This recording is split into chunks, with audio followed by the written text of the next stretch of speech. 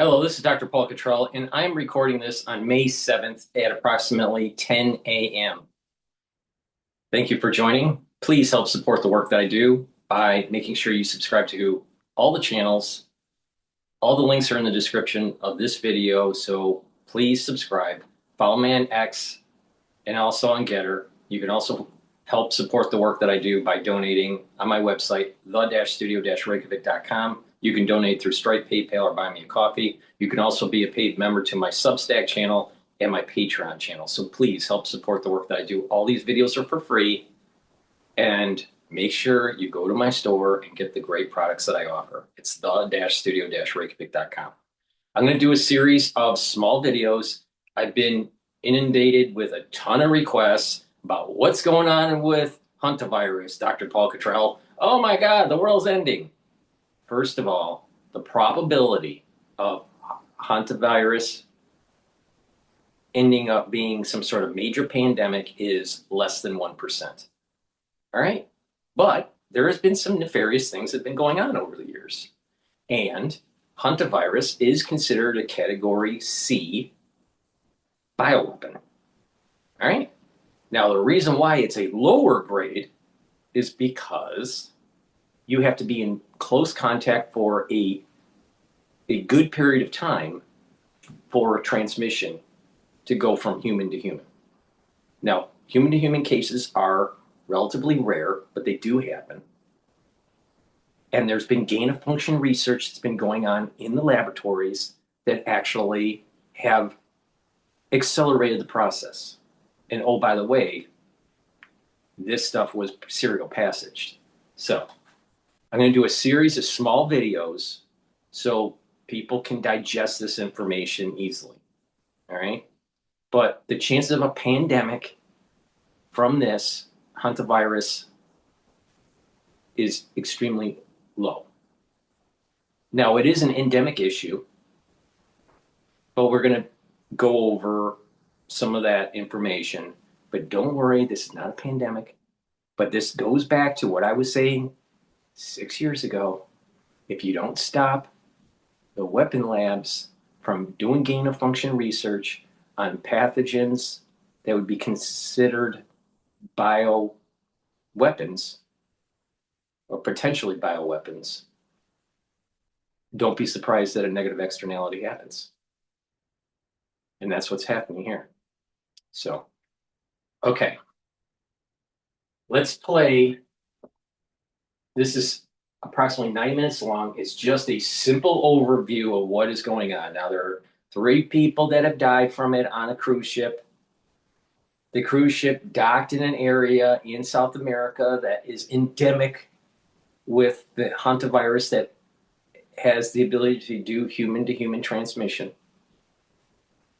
And there are 4 other passengers that are suspected of having it.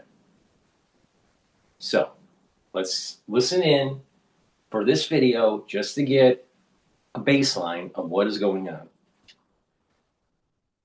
This is CBS.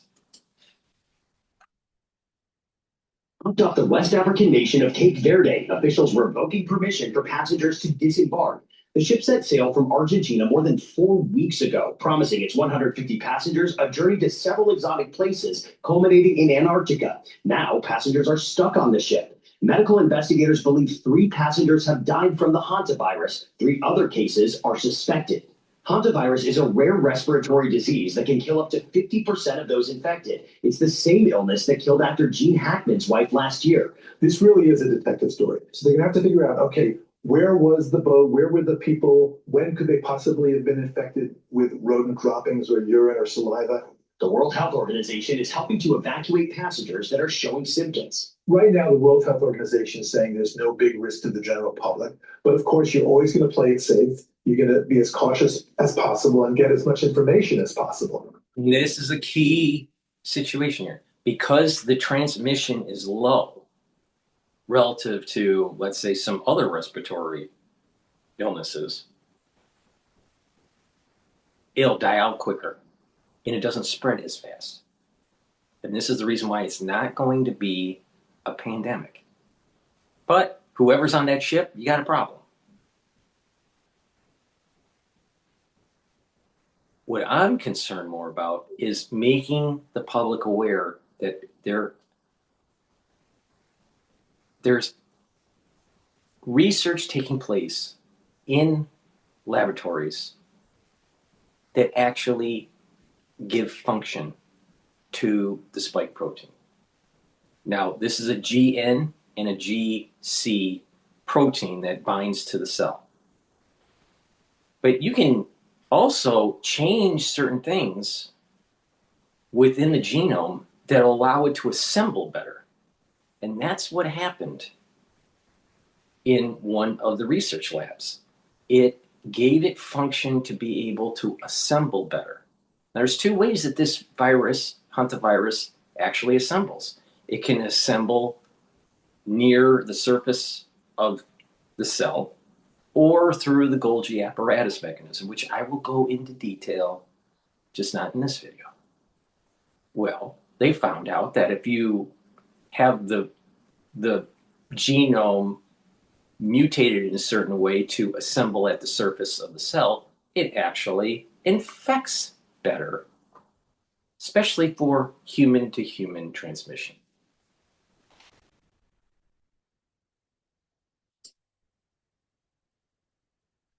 And Dr. LeCook says this virus is not like the norovirus, which can rapidly spread on a cruise ship and really wreak havoc. The World Health Organization is working to see if this virus is the strain that can be passed from person to person. Tony. Tom, thank you very much. And good evening. What began as a cruise of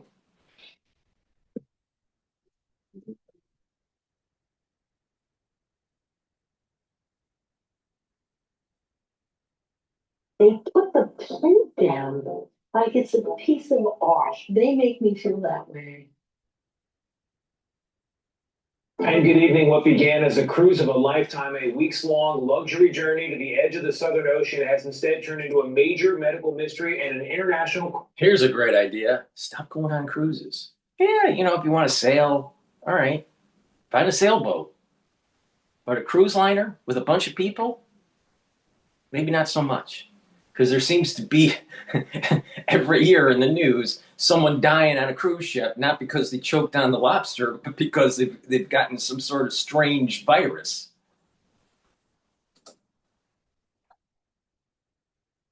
Since tonight, 3 people are dead, 4 more are ill, and nearly 150 others stranded on board the ship, where they will stay potentially for months until investigators can clear them to get off. For now, medical workers seen here. Now, the reason why. Now, it's important to understand the reason why they may not be able to dock is because you can actually have asymptomatic dormant cases that can last up to 2 months. So to track and trace is actually going to be harder if they just let the passengers off, even though they're asymptomatic.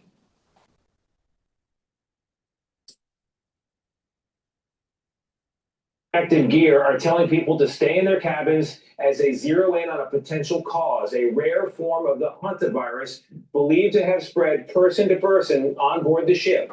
Tom Hansen is tracking this story Now, for us. typically it's through rodents exposure.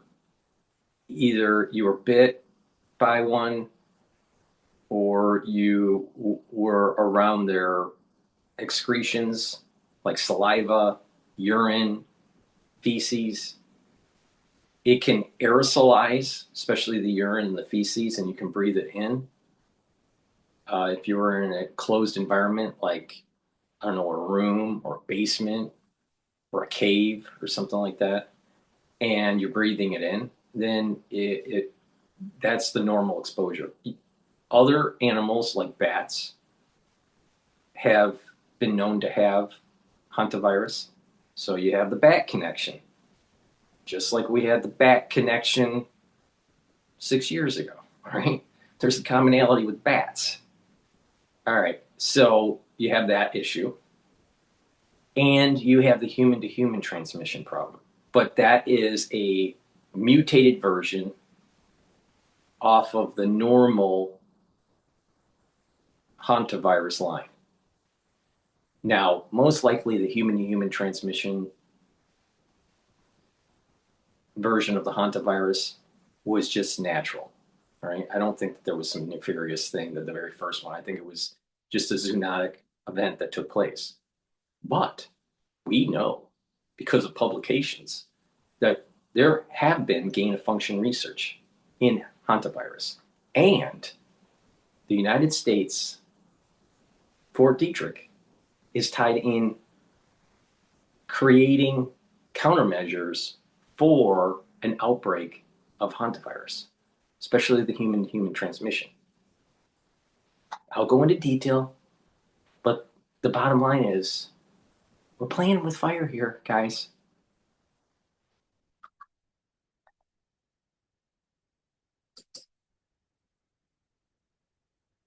Getting so many questions. What are you learning?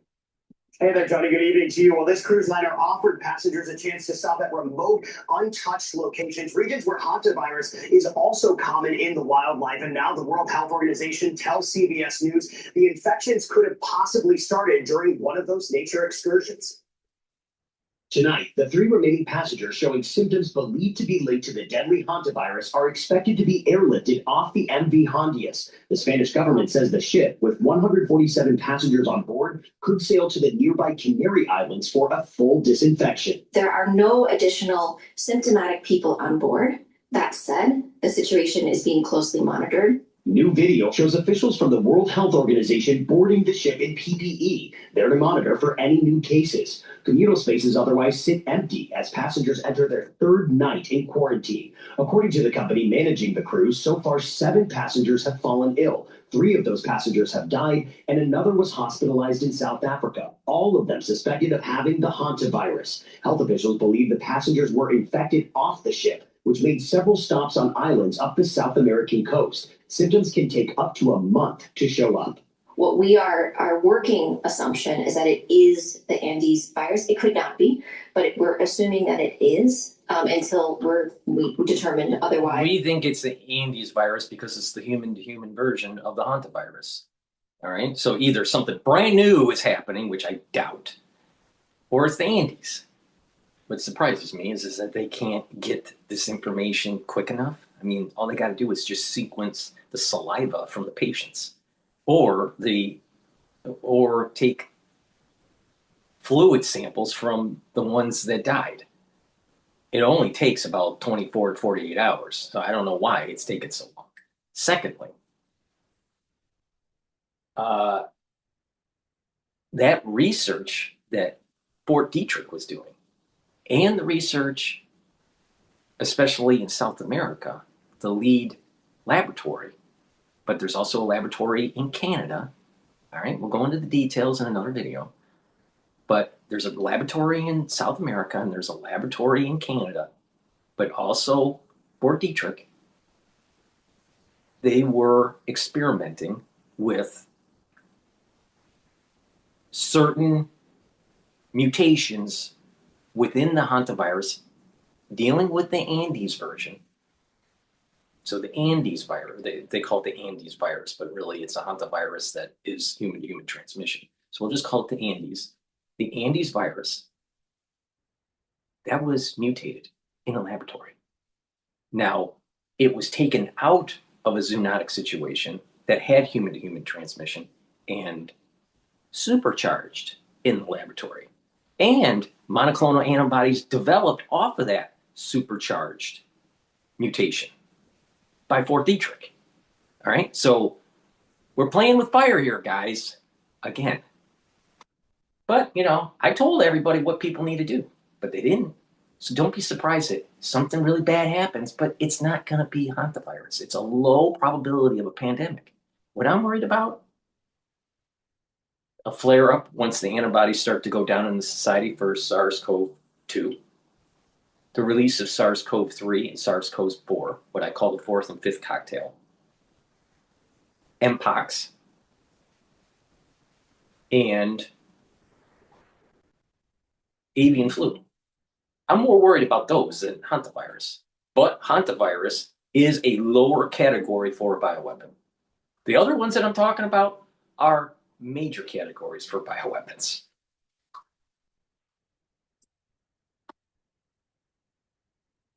The Andes strain of hantavirus can spread from person to person and is only found in regions of South America. The Dutch cruise liner left Argentina on April 1st and has been moored off the West African island of Cape Verde since Sunday. Now, in the literature, there is going to be a term that they use, Old World hantavirus and New World hantavirus. And they've been mutating. The New World has been mutating, and off of those mutations ended up leading to a mutation that is human to human. And we take that and supercharge it. So it's important to understand that there is an old world version and a new world version. And in the new world version, it has mutated into Andes. And the Andes plus has been mutated in the laboratory.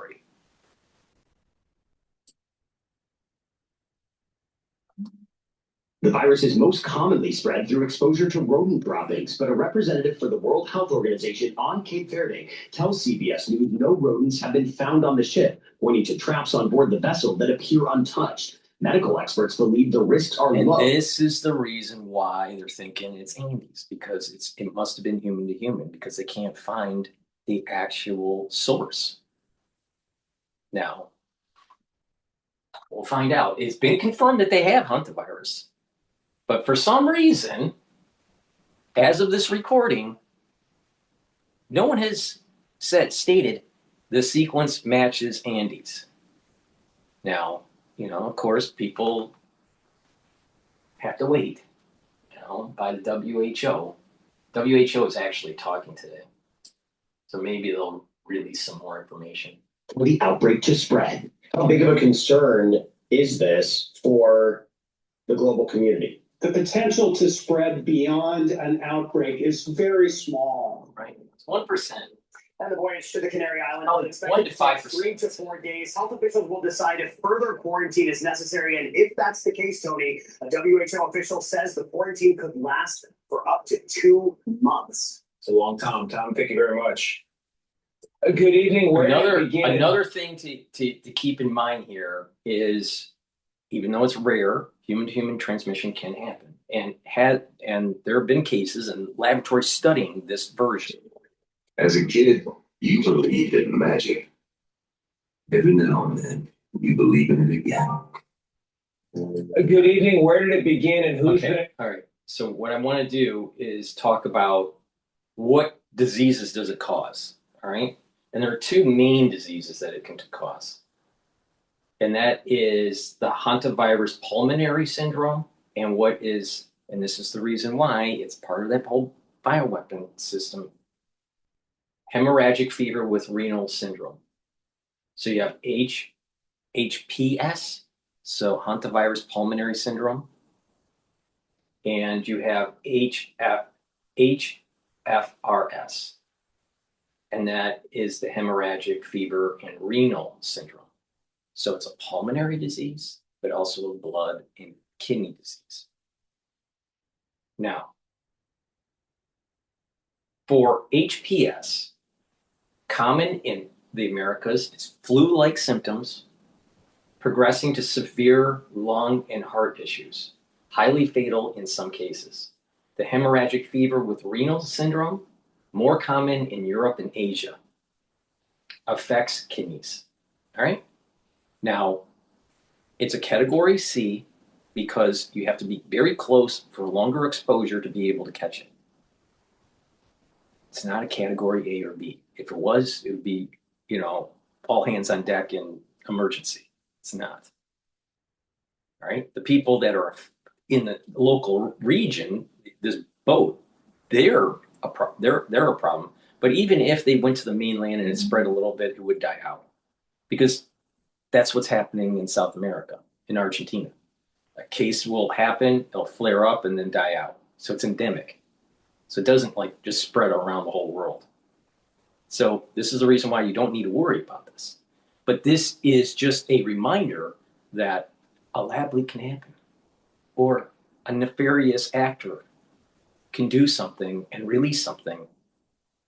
And we know in the laboratory that they've developed things that are worse than Andes because they've supercharged it in the laboratory.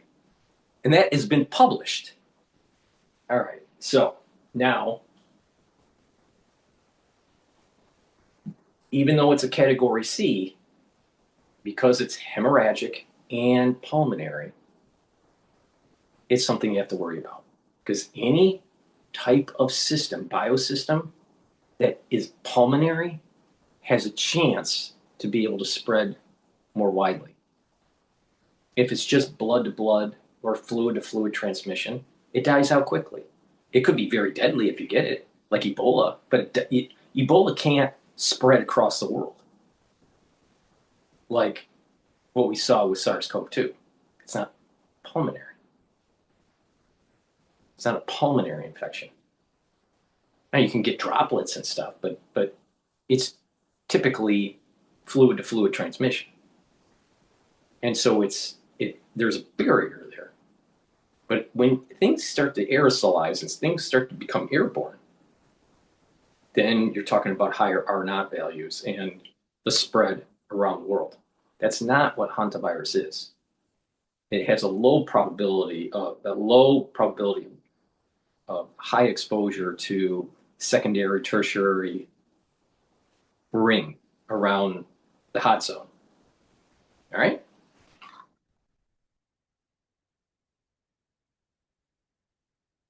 So let's continue on with CES. Exposed. Those are among the big questions tonight as investigators race to control a deadly outbreak of hantavirus, the first ever recorded on a cruise ship. That ship right now somewhere off the coast of Africa on its way to Spain's Canary Islands, all of it at the request of the World Health Organization. But the point of infection may have been Argentina, where investigators say the leading theory is that a couple caught the disease before boarding of exposed rodents during a bird watching tour that included a stop at a landfill. So what now for the more than 140 people still on board that ship, including 17 Americans? Tom Hansen joins us now with the latest on the investigation. Tom, good evening. What do we know? Tony, good evening to you. We have learned from local reports that late tonight, one of two planes evacuating sick passengers had to make an emergency landing on Gran Canary Island due to a malfunction with the patient's isolation bubble. They are waiting a replacement equipment to arrive before they can take off. Tonight, the Dutch Foreign Ministry says those 3 passengers believed to be infected with the deadly hantavirus will receive specialized medical treatment in Europe after a high-stakes evacuation off the MV Hondius. Now a debate is raging over what to do with the nearly 150 remaining passengers, just days away from reaching the Canary Islands. Quiero manifestar mi profundo rechazo. Some local leaders there are rejecting the ship's arrival, adding to the concern a growing number of reported cases, 8 in total. The World Health Organization confirmed the infection of a Swiss national who left the Hondius cruise liner in late April. The UK's health agency says 2 more British passengers are self-isolating from potential exposure. And a contact case involving a Frenchman who was not on board the ship but flew on a plane with one of the infected passengers, according to the French Ministry of Health. The Dutch cruise ship departed Argentina on April 1st, headed for South Georgia Island. 5 days later, a Dutch passenger developed a respiratory illness. On April 11th, he became the outbreak's first death at sea. The man's wife disembarked on April 24th and flew from St. Helena to Johannesburg, where she died 2 days later. A second male passenger was evacuated on April 27th and flown to Johannesburg. And on May 2nd, a third passenger died on the ship. The atmosphere was tense. Ruhi Sinet was a passenger on the cruise. He recorded this video of the captain. Following the captain's announcement, Sinet said the passengers on board continue with social activities. He said it was due to natural causes and we are not infectious. This was relaxing at the time, but it was also misguiding us. Nonetheless, he did.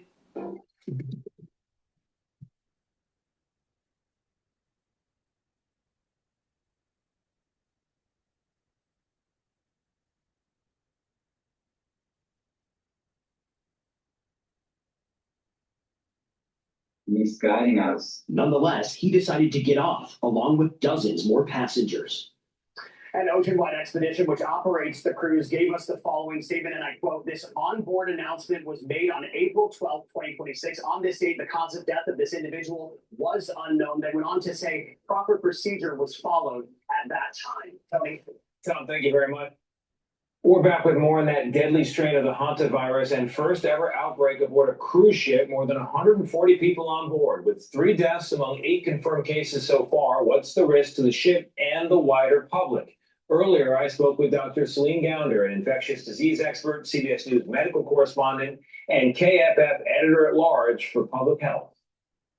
Dr. Gounder, thank you very much for being here. We're in a post-COVID world. People are scared. They hear about an outbreak and they're worried. I know you say this is not COVID. Explain to me why. So this is not COVID. The Andes virus, which is a kind of hantavirus, requires close, prolonged contact between 2 people in order to have transmission. When we've seen this happen in the past, it's been in the context of spouses, that kind of close contact. What makes this really hard to contain is the fact that it's on a ship and the timeline. So you have this long incubation period. You also have a period of time when people can be infectious before they show symptoms. So we got 140 people on this boat. 17 of them are Americans. How do you deal with that population safely? Could they, in theory, come home safely? Yes. The risk of spreading this on a flight is very low. They would need to be near a hospital that has a heart-lung bypass machine, because that's what you need when you get really sick with hantavirus. But it is something that we can anticipate that some countries won't want to accept them, right? And this goes back to the Ebola days, 2014, 2015. So these passengers may well need to quarantine on the ship. That out of office message just got a little longer. Dr. Gounder, thank you. All right. Another thing to keep in mind here is some of the updates from the WHO. Some of this was already stated, but this goes in a little bit more detail. Case numbers based on May 4th, disease outbreak news. There were the ongoing evacuations and monitoring, 7 to 8 cases confirmed and suspected among the 147 passengers and crew, including 3 deaths. Some patients have been medically evacuated to South Africa and Netherlands. Now, my understanding is that there were also 2 passengers that were on that ship that left from South America to the UK and are now in quarantine. Now, that was in a post that I did. I saw that, I think, on, let's see if I can find it. I saw that on the BBC. And I published that about 18 hours ago from this recording. So, you know, the time right now is 10:27, and it was 18 hours ago when I did that, when I posted it. Now, it's 2 Britons self-isolating in UK after being on hantavirus cruise ship. So there are 2 potential cases in the UK. Now, again, why is this important? Even if they're asymptomatic, it can stay dormant for 1 to 2 months. All right. So, risk assessment, WHO assesses the overall public risk to the global population is low. I told you why. Transmission, primarily rodent-borne, limited human-to-human transmission.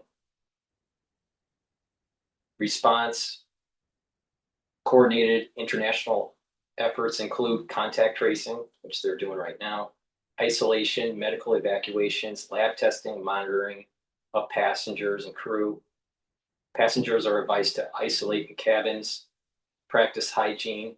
You should be practicing hygiene every day. You don't need to be told by WHO, and monitor symptoms. And it's basically just simple care. There's no real special care. There's no special ability to treat it, to treat this. There's no specific antiviral treatment. So the care is supportive. And then ones that are having breathing problems, then you're talking about ventilation, oxygenation. So that's the overall 50,000 foot view of what's happening. Now we're going to go into the details in another video. Please help support the work that I do by going to my website, the-studio-reykjavik.com. The link is in the description. And donate. Make sure you subscribe to my Patreon channel and get the great products that I offer. These products that I offer are going to do some wonders for you if you just pay attention to me. I say it on every video, but I can't say it on this video because of the censorship. So please help support the work that I do. I'm not wrong. I haven't been. So please pay attention. Don't panic. It's nothing to worry about. But something is starting to emerge that you need to pay attention to. Please go to my store, the-studio-reykjavik.com. Thank you for listening and have a nice day.